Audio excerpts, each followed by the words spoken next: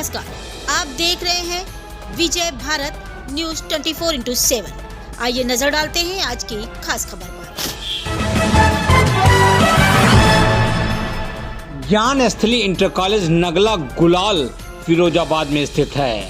College के principal Rajesh Kumar बहुत ही सरल स्वभाव के व्यक्ति हैं। स्कूल के प्रिंसिपल राजेश कुमार पिछले कई साल से शिक्षा के क्षेत्र से जुड़े हुए हैं। स्कूल के प्रिंसिपल राजेश कुमार ने बताया कि कोरोना काल के समय में भी ऑनलाइन लगवा रहे थे क्लासेस। स्कूल के प्रिंसिपल राजेश कुमार ने कहा कि शिक्षा उस शेरनी का दूध है जो पिएगा वो दहाड़ेगा। स्कूल के प्रबंधक ने कहा कि अपने जीवन में सिर्फ शिक्षा को आगे बढ़ाने के लिए हमने ये कदम उठाया है। उन्होंने कहा कि कोरोना काल के बाद स्कूल में लगवा रहे थे एक्स्ट्रा क्लासेस। स्कूल के प्रिंसिपल ने कहा कि बिना शिक्षा के मनुष्य जानवर के समान है। मानव जीवन में शिक्षा का सबसे महत्वपूर्ण योगदान है। प्रिंसिपल ने बताया कि कॉलेज में बिन माता पिता के बच्चों को निःशुल्क पढ़ाया जाता है और गरीब बच्चों को फीस में दी जाती है भारी छूट।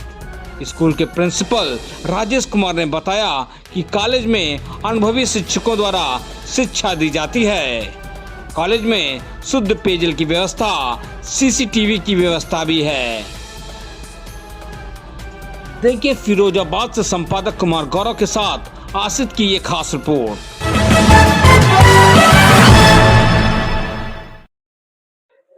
नमस्कार साथियों, मैं हूं फिरोजाबाद में। फिरोजाबाद की अगर बात करूं, जिस विद्यालय में बैठा हूं, विद्यालय का नाम है ज्ञान स्थली इंटर कॉलेज, जो कि नगला गुलाल में स्थित है। हमारे साथ बात करने के लिए उपस्थित है यहाँ से प्रिंसिपल साहब। बात करने को जानने का प्रयास करता हूँ, क्योंकि 2 साल कोविड का समय रहा। कोविड के बाद नई शुरुआत हुई। जानने का प्रयास करता हूँ कोविड के समय क्या क्या चैलेंजेस रहे थे, बच्चों में क्या क्या चेंजेस आए, सरकार का सहयोग कैसा रहा है, एजुकेशन का जो गैप हुआ था उसको संस्था ने कैसे रिकवर करा है। सर, सबसे पहले तो आपका स्वागत है। सर, आपका भी स्वागत है। 2 साल कोविड का जो समय रहा था, उस समय क्या क्या चैलेंजेस फेस करे थे, पहला सवाल। सर, उस समय तो जब कोविड का दौर था तो मान लीजिए विद्यालय में उपस्थिति भी नहीं हो पा रही थी बच्चों की। ऐसी भयंकर तो ऑनलाइन क्लासेस हमने बच्चों को देना शुरू किया, जिससे पढ़ाई को थोड़ा सा निरंतर जागरूकता बनी रहे उसके प्रति। हाँ, सरकार का सहयोग कैसा रहा? सरकार का सर बहुत बड़ा सहयोग रहा। उन्होंने मतलब देखो कोविड के लिए वैक्सीन उपलब्ध कराई विद्यालयों के लिए, तो हमारे बच्चों में मतलब वैक्सीनेशन हुआ। उससे जो इतनी भयंकर जो बीमारी है कोरोना, तो जिससे बच्चों में मतलब उसकी रोग प्रतिरोधक क्षमता जी जो सुचारू रूप से चलती रहे, जिससे हमारे साथ जो सरकार ने बहुत कुछ सहयोग किया। सरकार ने निर्देश दिया था ऑनलाइन क्लासेस के लिए, आपके यहाँ क्या व्यवस्थाएं रही और क्या मानना है, ऑनलाइन ऑफलाइन में सबसे ज्यादा मजबूत कौन सी कक्षा है? सर, ऑफलाइन कक्षाएं ज़्यादा मजबूत रहती हैं ऑनलाइन की अपेक्षा। ऑनलाइन में मान लीजिए कुछ जैसे विषय हैं, जैसे फिजिक्स है, जैसे 10th या 12th क्लास के लिए फिजिक्स, केमिस्ट्री, मैथ, ये क्लासेस जैसे उपलब्ध कराई हमने, अवेलेबल हुई। और बाकी ऑफलाइन में सभी क्लासेस अवेलेबल हो सकती हैं, बच्चे भी आ सकते हैं। कुछ बच्चों के पास संसाधन नहीं थे, स्मार्टफोन नहीं थे, तो उसमें भी वो सम्मिलित होने में उतने नहीं मतलब उपस्थित दर्ज करा सकते। बच्चों में क्या क्या चेंजेस आपने महसूस करे थे कोविड के बाद? बच्चों में सर देखो कोविड के टाइम पे जैसे काफ़ी लंबा समय हो गया, तो उस समय बच्चों में थोड़ी एजुकेशन की स्थिति थोड़ी-सी कम रही। जैसे मतलब उनमें जो सुधार होना चाहिए था, उस प्रकार से हम नहीं कर पाए। लेकिन अब धीरे-धीरे ये रिकवर होता जा रहा है और आगे वाले थोड़ी जैसे इस बार सत्र में हम उसको पूर्ण कर लेंगे। अभी जो वीकनेस थी बच्चों की, उसको निकालने में थोड़ा समय तो लगेगा।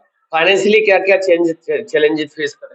फाइनेंशियली चेंजेस में सर कोविड के समय में जो फीस थी वो भी मतलब अवेलेबल नहीं थी हम लोगों के पास। जिस समय जैसे मान लीजिए बोर्ड एग्जाम था और हाई स्कूल और 12th का, तो उस समय जैसे मान लीजिए लोग जब उससे कोरोना से पीड़ित थे, तो उनके पास इतनी व्यवस्था नहीं थी ताकि वो बोर्ड शुल्क भी समय से जमा कर पाएँ। तो उसके लिए भी थोड़ी-सी समस्याएँ आई, परेशानियाँ आई। उसको मतलब फिर एकत्रित करने के बाद तब वो अकाउंट में जमा कराया, एसबीआई में जो भी था हमारा उसमें, तब उसके बाद व्यवस्थाएँ धीमे-धीमे।